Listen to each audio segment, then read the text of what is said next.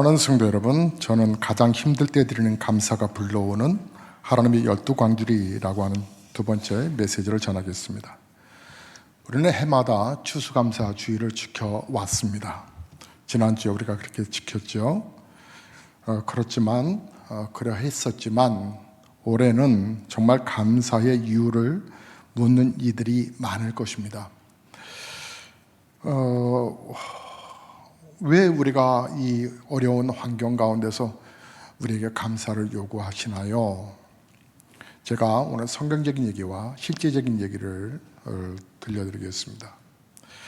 성경의 베드로전서 3장 15절을 보면 너희 속에 있는 소망에 관한 이유를 묻는 자에게는 대답할 것을 항상 준비하되 하셨는데 올해 우리는 감사의 이유를 말할 준비를 해야 한다는 것입니다. 여러분은 올해처럼 힘들고 마음 졸이고 혼란스러운 이 해에 하나님께 진정 감사하는 이유가 무엇이었나? 여러분 그렇게 여러분을 생각하시고 감사절을 보내셨나요? 말할 수 없는 사실은 그 하나님의 은혜 때문에, 놀라운 그 은혜 때문에, 하나님을 믿기 때문에 우리는 고백하는 건데, 여러분 매년 명절이 되면 여러분 정말 그렇게 많은 시간이 걸리면서도 왜 그렇게 고생을 하면서도 고향을 향하여 갑니까? 이유는 한 가지겠죠. 거기에 어머니, 아버지가 계시기 때문에. 작년에도 부모님이 오니까 이렇게 해주셨고 또 엄마가 이렇게 바리바리 싸줘서 가는 것이 아니라 그거와는 상관없이 부모님이 그곳에 계시니까 고생해서라도 가는 거고 또 돌아가셨으면 산소라도 찾아뵈려고 하는 것 아니겠습니까? 내 부모 거기 계시니까. 여러분 성도들이 감사절을 지키는 이유도 이와 마찬가지입니다. 독일에 하는 성도가 젊은 날에 암에 걸렸습니다. 근데 그 암이 혀암이었습니다. 그가 살아나려면 혀를 잘라내야 되는 것밖에 없습니다. 마지막 수술에 앞서서 닥터가 할 말을 마지막 해보십시오. 이 소리가 마지막 소리일 것입니다. 그랬더니 그는 한 문장을 3번 반복해서 말을 하더랍니다. 하나님 감사합니다. 하나님 감사합니다. 하나님 감사합니다. 왜 많은 말을 하고 싶지 않았겠어요? 근데 한 문장을 3번이나 반복했던 이유가 뭘까요? 여러분 이 사람이 감사하는 그 감사의 폭은 어떤 것일까요? 도대체 그가 느꼈던 감사가 무엇이길래, 그가 만났던 하나님이 누구시길래 그 마지막 순간에 원망보다는 감사를 고백하고 그의 혀를 마지막으로 자를 수밖에 없었을까요? 사랑하는 성도 여러분,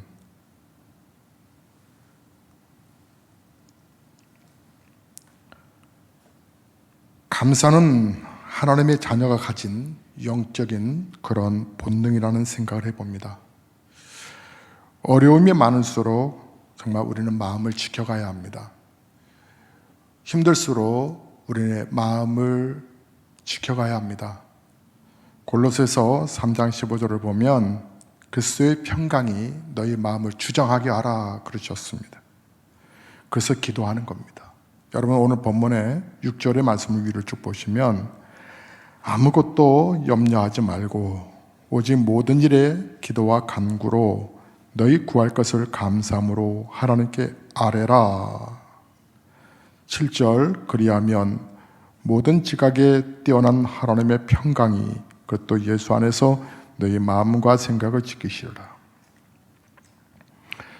여러분 어려움이 많을수록 우리는 마음을 지켜야 되고 그 지키는 가운데 하나가 기도인데 기도하면서 여러분 마음이 평안해질 때까지 주의 이름을 부르는 건데요. 감사가 그런데 나올 때까지 기도하는 겁니다. 올해 추수감사주일 우리가 보냈는데 제가 처음 목회를 시작할 때에는 처음으로 고백했습니다마는 오늘 1부, 2부 때 사실은 저는 큰 교회를 세우려고 하는 마음이 원래 없었습니다. 솔직하게 말씀드리면 저는 큰 건물에 대한 부분이 애착이 없었습니다. 그 이유는 우리 교회보다 몇십 배 더 큰 교회에 학창시절을 보냈고, 그래서 저는 큰 교회에 대한 애착보다는 알콩달콩한 교회를 소망했습니다. 아마 그것은 두 가지 이유가 있었는데, 하나는 저는 목회를 크게 못할 것 같다라고 하는 생각 때문이었고, 그래서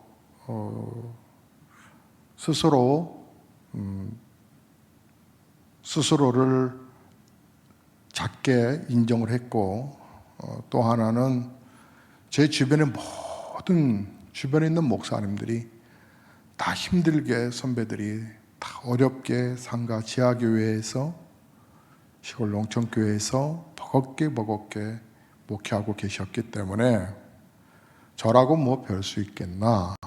하지만 제 마음속에는 개척을 하기 전에 생각이었고, 시작을 하면서 불붙는 야성이 저를 생각을 깨트렸습니다.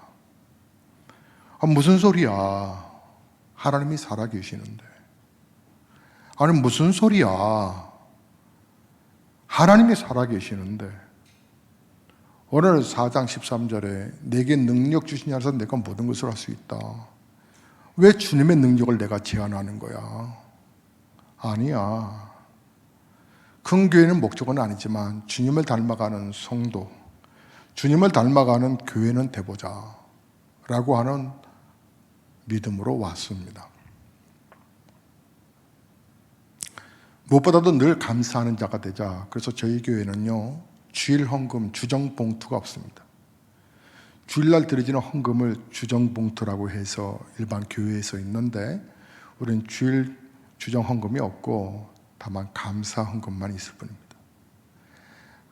어떻게 온 가족 특별하다 해서 특별 절기 때 온 가족으로 드리는 게 아니고, 그건 절기 때만 그런 거고, 매주 아내의 삶이 다르고 남편의 삶이 다르고 아이들도 삶이 다른데 각자 하나님 앞에 감사 예물을 드리는 것이다.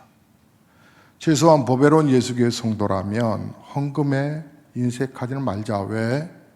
우리의 주권 되시는 분은 하나님이시니까. 여러분, 어려움이 많을수록 정말 마음 평강, 하나님의 은혜가 나를 주장하게 하셔야 되는데, 그 이유가 감사하면 어떤 처지도 고생이 아닙니다. 감사하면 일을 잘하게 됩니다. 감사하면 사람들로부터 쓰임받습니다. 이번 주간에, 지난 주간이죠. 지난 주간에 금요일에 상당히 좀 어려운 일이 하나 있었습니다. 그 어려운 일이 다른 게 아니고, 원래 계획했던 일들이 앞에서 좀 늦어져서 좀 힘든 부분이 있었습니다. 하지만 지난 주일날 감사의 제목으로 감사를 표현해서 하나님 앞에 예물을 드렸습니다. 목사의 1년의 사례비를 다 바쳤습니다. 그러니까 월 350이니까 4,200만 원을 다 드렸습니다. 아이들이 동조했고 또 아내도 좋아했습니다. 하나님의 것이니까 드린다. 성도에게만 거룩한 부담 주는 거 아니다. 처음 하자. 그런데 중요한 건 이 파스타 제 세 번째 사업장이 지금 맥도날드 옆에 매장이 두 개의 매장을 하나로 터서 하는데 생각보다는 작지는 않고요. 또 생각보다 크지는 않습니다. 그런데 중도금의 날짜를 넣어야 할 그날이었었습니다. 금요일이었었는데 신기하게도 참 앞에 법원에서 좀 늦어져서 뒷법원이 좀 이걸 어떻게 설명을 해야 되나, 어떻게 연기를 해야 되나, 그러나 하나님 앞에 기도를 했는데 놀라운 일이 벌어졌습니다. 둘째 아이가 공동사장으로 있는 그 메가더의 사장이 연락이 와서 돈을 8천만 원을 보내줬습니다. 근데 딱 필요한 금액이 8천만 원이거든요. 그래서 아주 당당하게 중도금과 또 인테리어 또 중도금을 지를 수 있게 되었습니다. 저는 여러분이 하나님의 능력을 정말 제한하지 않았으면 좋겠습니다. 물론 이것을 추진하는 것이 말처럼 쉬운 건 아니고요. 신경도 많이 써야 되고 준비도 잘해야 되겠죠. 실은 근데 이거보다도 교회에 여러분에게 부담스러운 메시지를 전해야 한다는 것이 너무 힘들었던지 지난주에 자꾸 치아가 아팠는데 치료하는 병원을 6개월간 치료를 받고 있었고 갔더니 잇몸이 다 무너져 버렸답니다. 우아래가 마치 어디 높은 데서 떨어져 가지고 얼굴이 부딪혀가고 잇몸이 상한 것처럼 왜 이렇게 됐냐고 합니다. 아마도 제가 모르는 몸살이를 스스로 했나 봅니다. 그래서 결국은 지난 6개월 동안에 법원들이 다 그냥 다시 해야 되는 그 많은 또 치료의 시간들과 돈이 다 사라져버리고 말았지만 그러나 하나님의 중단될 수 없는 그 사랑은 저를 감사함으로 이끕니다. 사랑하는 성도 여러분, 아무것도 염려하지 말고 오직 너희 구할 것을 감사함으로 하나님께 아뢰라. 그리하면 내가 너희에게 평강을 주겠다 말씀하셨습니다. 저는 여러분이 추수감사를 혹시 형식적인 감사로 보냈거나 혹시 생각만의 감사로 갔거나 말뿐인 감사에 그치면 안 된다는 생각이 듭니다. 하나님께서는 출애굽기 23장 15절에서 감사절을 지키되 빈손으로 내게 보이지 말라 하셨습니다. 반드시 감사 예물을 준비하라고 하는 것이죠. 여기서 하나님의 간절함을 읽을 수 있어야 합니다. 하나님께서 무슨 제물이 필요하시겠습니까? 정성을 다한 감사가 우리의 살 길이기 때문에 바울이 말합니다. 17절과 18절에 내가 선물을 구함이 아니요 너희에게 유익하도록 풍성한 열매를 구함인데 내게는 모든 것이 있고 또 풍부한지라.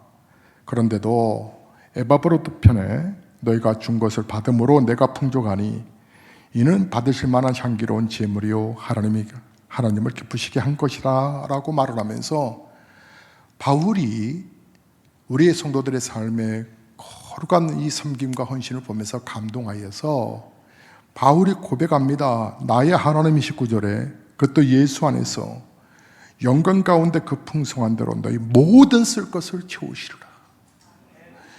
여러분, 이게 바로 12광주리의 역사가 아니겠습니까?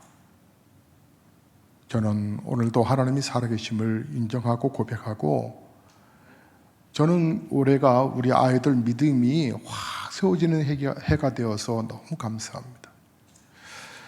계획된 일들이 좀 늦어졌다고 그랬잖아요. 그때 우리 큰아들의 얘기가 고백이 아니에요 아빠, 좋은 일이 있을 거예요. 분명히 좋은 일이 있을 거예요. 이제 5일밖에 남지 않았는데 이 큰 금액을 주여 하고 고백만 하고 있는데 아들이 큰 믿음의 고백을 합니다.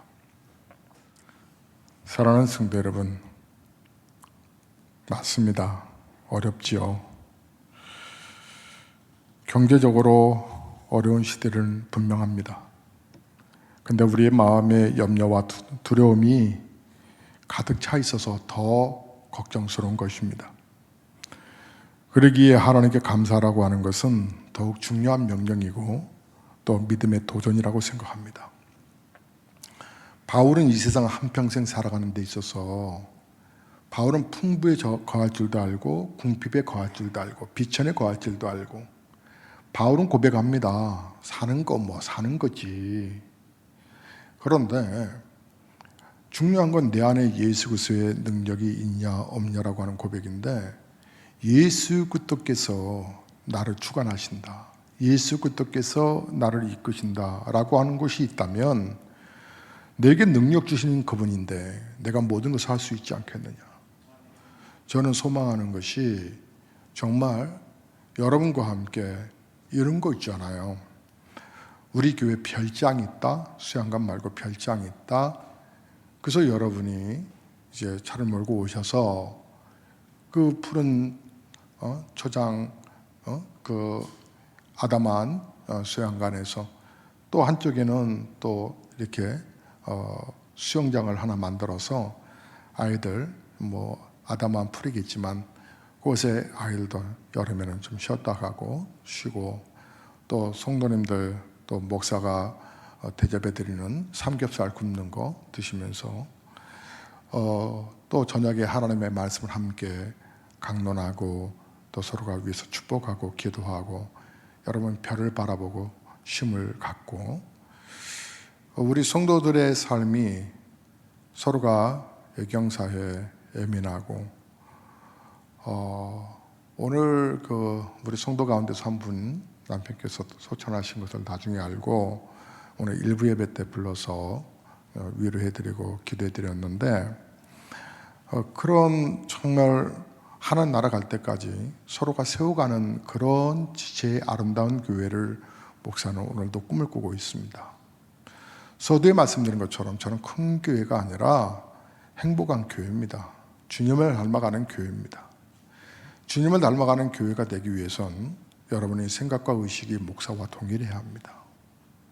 여러분이 교회에 대한 애틋함이 있어야 합니다. 여러분 바울에게 성교비를 보냈는데 바울은 얘기하기를 하나님의 나라라고 말을 합니다. 바울이 고백합니다. 우리 하나님이 받으실 만한 향기로운 제물이요 하나님을 기쁘시게 하는 것이라고.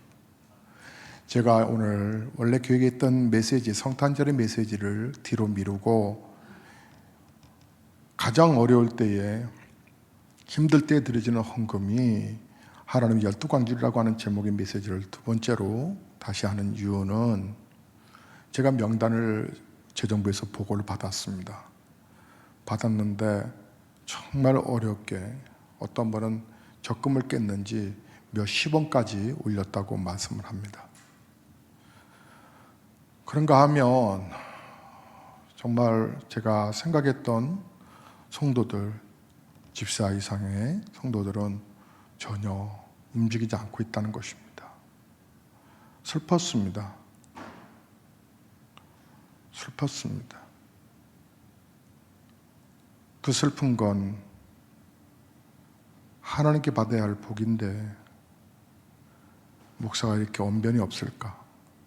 왜 하나님 마음을 못 전해드릴까? 여러분, 추수감사는 내 삶의 주인이 하나님이라고 하는 것을 고백하는 거 아니겠습니까? 정말 그러나 한편으로 또 저를 감동케 하는 것은 정말 어려운 성도들입니다. 여기 앉아 계시지만 어려운 가운데서 정말 이분이 이렇게 하시면 많이 힘드실 텐데 라고 걱정되는 성도까지도 계셨습니다만은 그러나 이게 굳어가고 있는 증거가 아닐까. 사랑하는 성도 여러분, 주의 음성으로 들었으면 좋겠고요. 하나님께서 12광주리의 의미는 하나님의 나라와 의를 그리고 하나님이 너희의 영혼을 책임져 주고 삶을 책임져 주시고 이끌어 주신다라고 하는 부분이었습니다. 목사의 삶을 간증했던 이유는 지난주 있었던 실제적인 일이었기 때문에 그랬습니다. 첫 번째는 바울의 이야기를 드렸고 지금은 목사의 얘기를 있었던 일을 전해드린 겁니다. 하나님 살아계십니다. 여러분의 주머니가 빨리 회개해야 합니다. 그렇다면 하나님께서 자녀 여러분 혹시 양육에 힘들지 않으십니까? 하나님께 정말 맡기고 기도만 해 보십시오. 그리고 여러분이 정직하게 신실하게 헌금해 보십시오. 예배 생활하십시오. 저는 여러분의 삶 속에 아름다운 윤택함이 흐르리라고 저는 믿습니다. 왜냐하면 우리는 주님의 자녀입니다. 온전히 주님을 의지하고 믿음으로 나아가면 정말 신비로운 일들이 열려집니다. 오늘도 그 하나님의 은혜 속에 잠기는 저와 여러분 되시기를 주의 이름으로 축복합니다. 찬송가 455장 찬양합니다.